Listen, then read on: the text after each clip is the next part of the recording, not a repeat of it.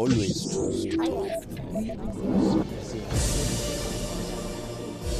I'm Kimberly Helkett at the Smithsonian's National Portrait Gallery in Washington, D.C.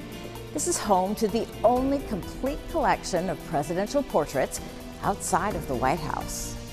These portraits capture not only the likenesses of some of the most powerful figures in U.S. history, but also their legacies, shaped by the political, social, and cultural climates of their time. As the U.S. approaches another pivotal election with Kamala Harris and Donald Trump as candidates, these portraits offer a unique lens on the country's evolving leadership. Join us over the next half hour as we explore how the narrative of U.S. governance is transformed throughout presidential terms, as Kim Sajet, the director of the National Portrait Gallery, talks to Al Jazeera.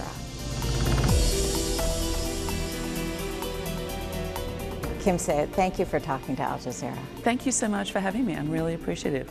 Let's start with the process. Talk to us a little bit about how much input does a president have and how they are portrayed in a portrait?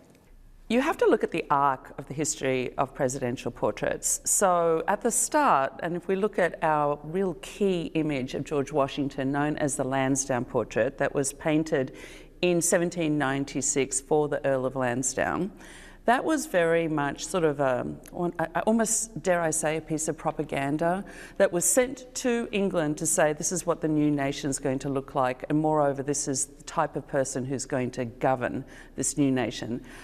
In fact, the Earl of Lansdowne was the Prime Minister of Great Britain who lost the colonies, and so he also lost his job. King George III was none too happy with the outcome of that.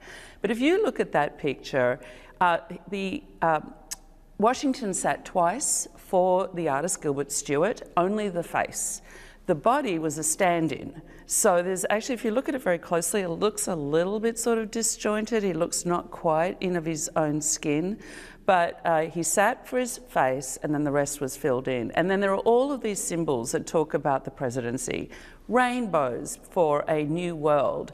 Inkwells that look like Noah's Ark, which again is sort of the clearing of the storm and a new nation forming. Books like the Articles of Confederation and the Constitution. So in that case, the president had very little say. He was asked to go and front up to go in for the sitting, but that was pretty much the extent of it. You fast forward now to the process that we have with the presidents and the first ladies, we do both now. And we do it in conjunction with the White House Historical Association, who are responsible for the portraits that go into the White House. And we talk to the first couple. The process starts when they're leaving office. So right now we have President Trump up. We are going to start working on the Biden portrait. And so you'll see that we're always sort of, we stop at the former past president, the last past president. And we get all sorts of examples of artists that they might want to consider. Yeah, talk about that process. Yeah. I mean, how does it work where you're matching a president with an artist? Do they get much input? Yeah, they do get a lot of input. We're like a little bit of a matchmaker, because if you don't have a really good match with the artist and the sitter, guaranteed you're going to have a really bad portrait, because if you don't have that chemistry. So if I take President Trump for a minute, we actually paired him up with an artist, said, why don't you meet this artist? He'd looked at his work, and that artist went down to Mar-a-Lago and they met and they hit it off. So the official painting has been done, and we are just waiting to see what happens with the election. So should he get elected, we will wait until the end of his next term of office, and then we'll do the unveiling. If he does not get elected, we can expect an unveiling early next year. With the Obamas, we did the same thing. We had whole lots of choices of artists, men, women, African-American artists and non-African-American artists, people from Chicago, not from Chicago, more traditional style, a more contemporary style. And they really had a look to say, well, what suits me, what kind of vibe do I want to have with my portrait. And do they sit for the portrait? Is it off of a photograph? How does it work? Yeah, they do sit for the portrait. Generally there's 2 sittings, which you can imagine is a logistical challenge, just getting the sitter, who is a very important person, to sit. often will happen after they've left office, so they have a little bit more time, but in both the cases of the Trump portrait and indeed the Obama portraits, they did it beforehand, which is much appreciated from our perspective. It means that we can get a portrait up faster. But mostly it's 2 sittings, and the artist will take a lot of photographs. And the first sitting will be really, they will talk about what they think it should look like, standing, seated, what they're wearing. And then the second sitting, it'll be sort of tweaking process. But each artist is very different in their approach. What if they don't like it? Can they change it? There has been some examples of that in the past. Very famously, we have Lyndon Baines Johnson, who really didn't like his portrait by Peter Hurd. And in fact, it became a very public thing. So Lyndon Baines thought that he was on a good thing. Peter Hurd had done his portrait for the cover of Time magazine with him in the front and sort of Texas prairie in the background. And so he thought, okay, I can trust this artist to do, a good thing by me the second time round. And for reasons I still don't quite understand, he hated it. It's a great picture. He's standing with the Capitol behind him. He's holding a book of history. He looks truly presidential. There's sort of a sunset in the background. What's not to love, right? But when he was invited to go and see it by the artist, he said he thought it was the ugliest thing he'd ever seen. And then the artist said, I thought he was the rudest man I've ever met. And before you know, it was on, it was in the press, and everyone was weighing in on whether they thought it was any good or not. So in that case, obviously the president picked who he wanted. It didn't quite work out the way he had hoped. What do you think in terms of how these portraits have changed? I mean, you look at the early portraits, say of George Washington or Lincoln, compared to President Obama or even JFK, they're so different in the style. Why is that, and how have they evolved over time? A lot of it does come down to the personality of the president. So, as I mentioned with the first George Washington, that was as much a diplomatic picture going to Great Britain as sort of this is the symbol of, this is what the President of the United States looks like. And what is really interesting about that picture is it's a direct copy of a painting done by George Ramsay of King George III.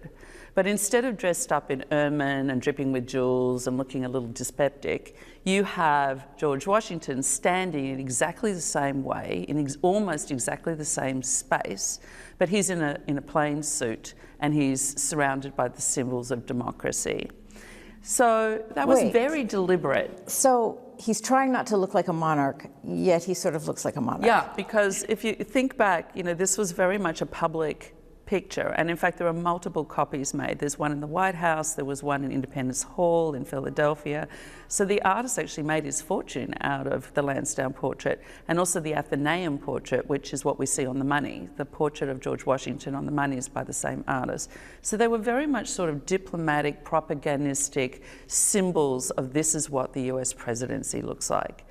Now one could argue, as you go forward in time, the president's images of the presidents are everywhere, and that sort of spread of presidential imagery really came together with Lincoln.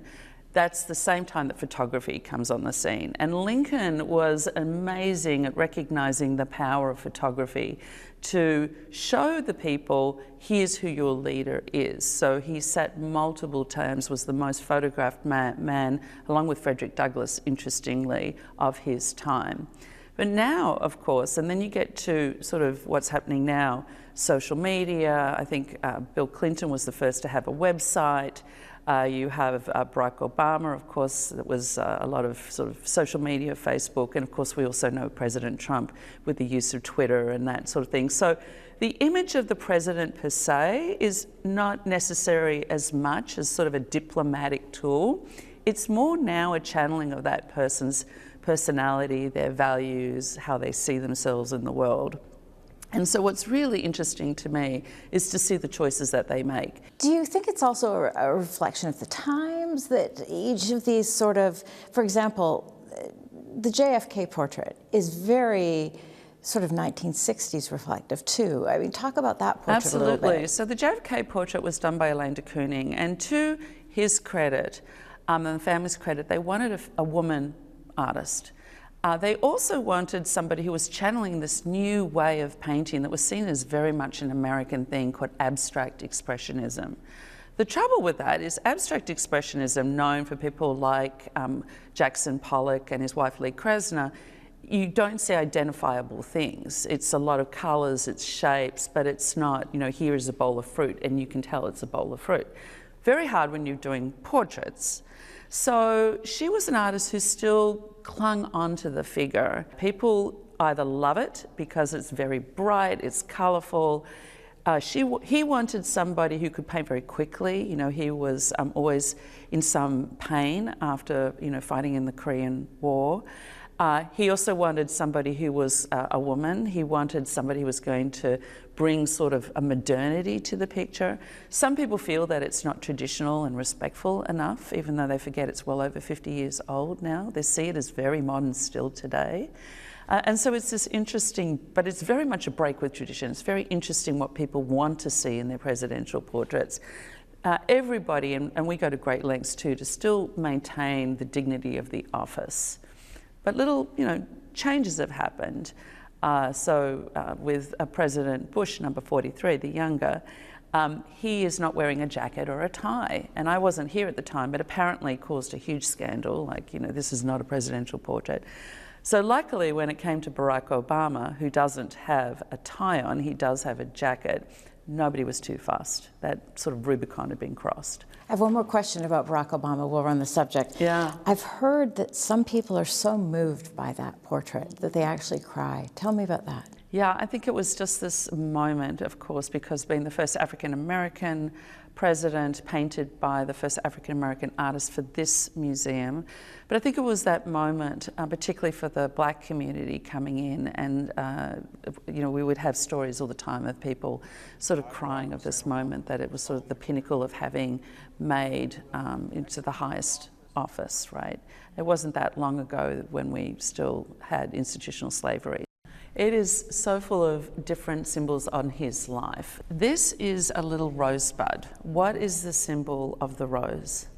Love. Love, exactly. So it's sort of budding love.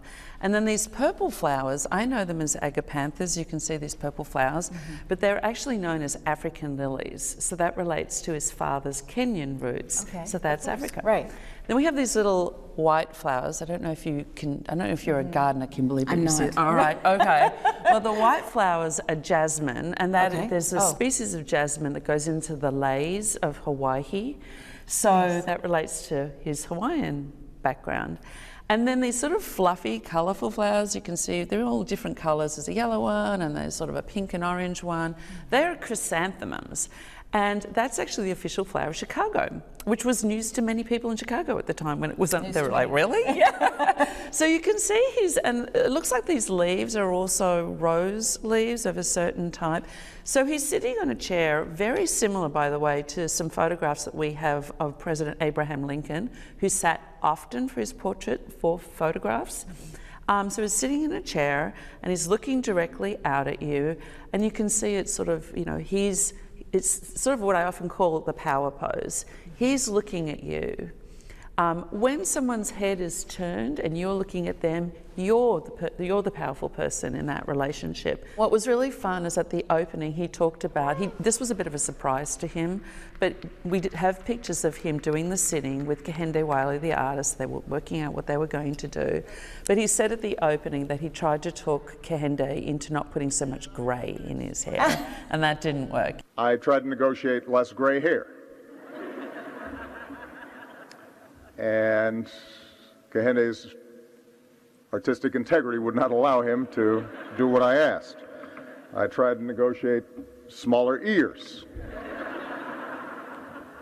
Struck out on that as well. Overall, the Obamas I think he really likes it, yeah. And, you know, he has a close relationship with the artist. They certainly share a lot in common. African-American men who grew up with powerful mothers who really guided their lives, and so there was certainly a kinship in that relationship, which is lovely.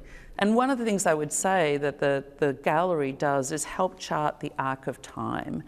You know, I think people both in the United States and outside the country often think about who was in the White House at the key moments of history. You know, who was there for World War II? Who was there during Vietnam? How were these, you know, who was making ultimate decisions?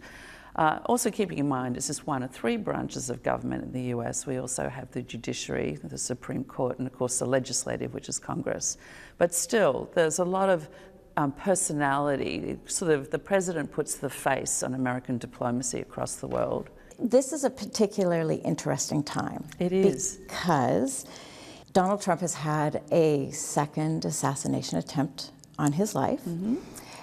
And I noticed there's not a lot of security around these paintings. And we know, we've seen in other European museums that there has been a lot of art vandalism, for example.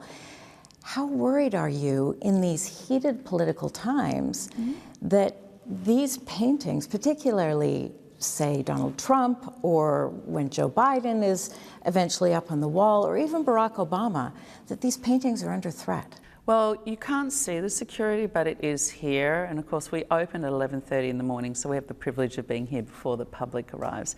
So we do have an amazing security team, I should say. And also there are cameras, we are watching you.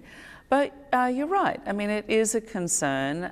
In the last few years, all of the Smithsonian museums have instituted sort of security measures for when you walk into the buildings, very secure now that we can tell.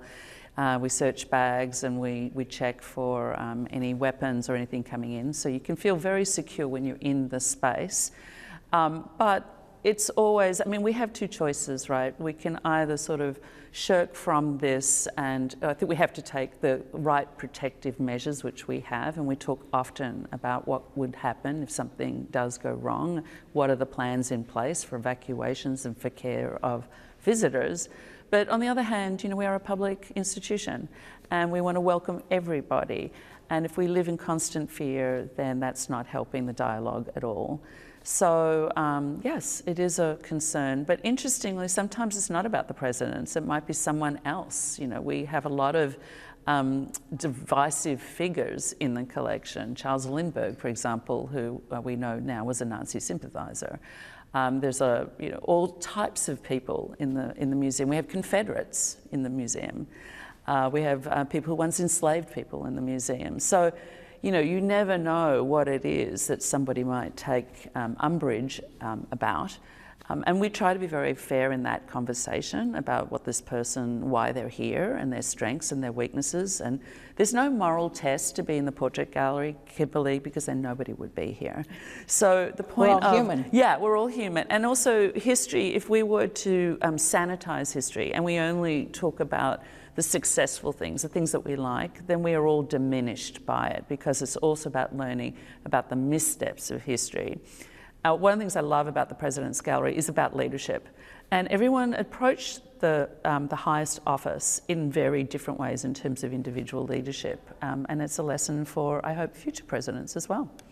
And in that vein, do people ever complain about the fact that some of these portraits are even on the wall? Or absolutely. Yeah, talk to us about that. Well, I mean, we certainly got some, I got letters saying, why don't we skip a president? When it came to Donald Trump, it was Donald Trump. And I spoke to a couple of people about, should we skip a president? And everyone says no, because he was elected by the people. He did serve in office. Again, to the point of history, you know, we don't get to pick and choose the history. What we do get to do is decide how to present it. And I think we would be doing everyone a disservice if we did not put up all types of people, good and bad. And I want to remind you too, I mean, we have, the first 13 of 18 presidents enslaved people. We have Andrew Jackson, who was responsible for the Trail of Tears and the Native American community, sort of the diminishment of that community. We have presidents who were impeached, such as Bill Clinton. And so, you know, we don't shy away from those conversations. If anything, I get letters saying, how dare you say something about somebody? And we will check into that. We do constantly say, are we being fair? And are we also, unlike in your job, are we editorializing? Because we don't want to show an opinion. We say this is what happened. Choose whether you agree with that or not, but I'm not going to tell you as a curator or a director whether somebody was brilliant or not brilliant. It makes it easier when it's, sort of looking back in time. I think we can all say that Lincoln was a great president. He held the Union together. When it gets to the contemporary ones, time will tell, I think, where they shake out in the long run in terms of how we think about their legacies. So Kim, talk to me a little bit about election season. Do you find that people are more interested when the election season comes around? I really hope so. My goal is that when they come to the gallery and they read the labels, we write 140 words about each person and their legacy, that they themselves think about what they have valued in past presidents. What were the qualities that they'd say, I thought that was a great president? Often it does also relate to their lives, their memories, what their parents said, what their grandparents said, what their friends said. And when you yourself go to the polls, I'm hoping that you're thinking about that. So yes, we'll constantly have people in the museum, which makes me very happy. My hope, though, is that people are really making it personal and saying, okay, this is really interesting to learn about this particular person. This is a room about leaders. It's about individual leadership and how they shaped a nation. They didn't do it alone. And if there's anything that I sometimes wonder about is that we do put them in this sort of insular box where it's just the presidents. We often have had calls about, well, why don't you add the first ladies and why don't you have the vice presidents and all of that? But then you sort of take it out of a very different context. I am aware that this is in some ways an artificial construct, right? It's just presidents and they don't do it alone. They're one of 3 branches of office. But we all go to the polls generally thinking about who do we want to see in the Oval. And I hope that that's what they're thinking about. And has social media in any way changed how people engage with the portrait gallery? Obviously, it didn't exist when these portraits were first being done. Definitely. We do see people taking selfies all the time, which I really like too. But I used to beat myself up a little bit because we don't have as much technology as some of the newer museums. And I always thought, we probably need to get with that. And I'm actually now, in hindsight, glad that we don't have as much, because what we're finding is people will take a selfie with themselves or they'll take a picture with their friends. It's a souvenir of their visit, but they will put their phones away, because what people really want to have are unique experiences, ideally with other people, that they can learn something and then go and talk about it later on with their friends or their family at night. And so I'm seeing that a lot more. And I think there was always this sort of assumption that you needed to have a lot of technology to welcome younger people. I myself have 2 millennial children, and they themselves are saying, no, we really want to be having those unique experiences and conversations. What I do love the museum is being a place where everyone is welcome and that it is a safe place to have different opinions and to meet people maybe who you wouldn't normally meet, both on the walls and in the galleries when you're here. When we look at these portraits as a whole and how they've changed and evolved, is there sort of one overarching message that we can take away? I would encourage people to look behind the portraits. I'm going to paraphrase Picasso. He said, art is a lie that illustrates the truth. There is no real factual portrait, and we have to remind ourselves that there are sort of 4 people involved, often with presidential portraits or major portraits. One is the sitter, and the more famous the person, the more influence they have on how they want to be seen. The second is the artist, who also has a very vested interest in having their work seen in a different way. The third is sometimes, and we know this with Confederate portraiture, for example, certain portraits, is who's paying for the portrait. So what was the wish of the patron to make someone look a certain way and why? And then the third is the sitter, is the audience, it's us. So interestingly, over time, those first 3 sort of stools of the chair, for example, they go away. And then it's us standing there. And we have to be critical. We have to be critical historians Do not take a portrait at face value. It is a snapshot in time that is laden with all sorts of meanings and desires by all sorts of other people. In other words, it has an agenda. It has an agenda. All portraits have an agenda. Even when we take selfies, we have an agenda. We have to think that, you know, we are deliberately making choices about how we're seen, what our background is, what we're wearing. So what I would like people, and I wish they taught this in schools, is visual literacy. To ask yourself, when you look at something, what is that image, you know, the person who's put out the advertisement for a bar of soap or a dress or something else, what are they trying to sell me? What are they trying me, and do I buy it? Do I agree with that? Because there are lots of portraits here of presidents who look fantastic, but then when you dig a little deeper, well, you know, I mean, we have a fantastic portrait of President Nixon. He looks happy, he looks larger than life, and we all know that that didn't end so well, right, with Watergate. So again, you have to be critical. That is both the strength of art and is also the weakness, because if people don't take the time to learn and to be critical, then, you know, they are actually only taking it at the surface level. And is that the message kind of for the future, that really you need to be critical? You need to be critical of what you're looking at everything, in particularly now with technology. You need to think deeply about what is it that I'm being expected to think or feel, and do I agree? And also, does it make sense? Does it make sense that, you know, maybe there's a portrait of Lincoln on the top of a Swiss Alp? Well, I can guarantee you that that is probably not a real picture. But I would also say the takeaway for people coming to the portrait gallery is to ask yourself, am I making a difference? Everyone has choices in life. You know, we come into this world with nothing, we leave the world with nothing. It's what you do in the middle that counts. And ironically, for a portrait gallery, it's not what you look like that matters, it's what you do that really counts. So I hope people also think not only critically about what am I being asked to think about this person in the portrait, but how does that relate to my life? How do I want to do things differently? Do I agree with the choices that they made that I am now living with because they were a president or a scientist or an activist or whatever? And what is the impact that I'm going to make in terms of, you know, my home, my school, my community? It is at the end about personal choices that we all make, and we're on this journey together. Kim Sajet, we really appreciate you talking to us here in Al Jazeera. Thank you so much for having me. I really appreciate it.